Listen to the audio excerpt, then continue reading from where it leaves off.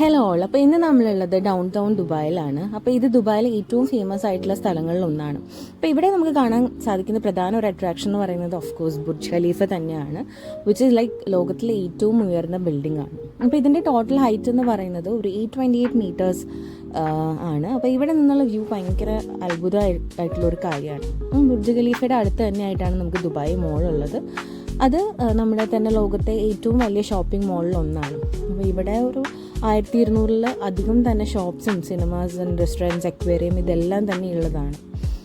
അതുപോലെ തന്നെ നമുക്ക് രാവിലെ ആണെങ്കിലും രാത്രി ആണെങ്കിലും ദുബായ് ഇവിടെ നടക്കുന്ന ദുബായ് ഫൗണ്ടെയിൻ ഷോ എന്ന് പറയുന്നത് നമുക്ക് മിസ് ചെയ്യാൻ പറ്റാത്ത ഒരു കാര്യമാണ്. ഇത് വാട്ടർ, ലൈറ്റ്, മ്യൂസിക് എല്ലാം കൂടിയുള്ളൊരു സൂപ്പർബ് എക്സ്പീരിയൻസ് ആണ്. ഡൗൺ ടൗൺ ദുബായിൽ നടക്കാനൊക്കെ ആണെന്നുണ്ടെങ്കിലും വളരെ സുഖമായിട്ടുള്ള നല്ല ക്ലിയർ ആയിട്ടുള്ള റോഡ്സും ലൈറ്റ്സും മോഡേൺ ബിൽഡിങ്സും എല്ലാം കൂടെ ഒത്തുചേർന്ന ഒന്നാണ്. അപ്പോൾ നമ്മൾ ജ്യൂസസും കാര്യങ്ങളും ഒക്കെ കുടിച്ച് ഒന്ന് ഫ്രഷ്നപ്പ് ആയിട്ട് നമുക്ക് ഹോളായിട്ടുള്ള വ്യൂ നമ്മൾ എൻജോയ് ചെയ്യുകയാണ്. അപ്പോൾ നിങ്ങൾക്ക് തന്നെ കണ്ടാൽ അറിയാം, ദി ഹോൾ ദുബായ് ഇതിൻ്റെ നൈറ്റ് ആൻഡ് ഡേ വിഷൻസ് നമുക്ക് ബിൽഡിങ്സിൽ നിന്ന് നോക്കിക്കഴിഞ്ഞാൽ കാണാൻ പറ്റും. എസ്പെഷ്യലി ബുർജ് ഖലീഫയിൽ നിന്നൊക്കെ നോക്കിക്കഴിഞ്ഞ് കഴിഞ്ഞാൽ നമുക്ക് കിട്ടണ ഒരു വണ്ടർഫുൾ വ്യൂ ആണ്. അപ്പോൾ നൈറ്റ് ലൈഫ് ഓഫ് ദുബായ് എന്ന് പറയുന്നത് ഏറെക്കുറെ ഇങ്ങനെയാണ്.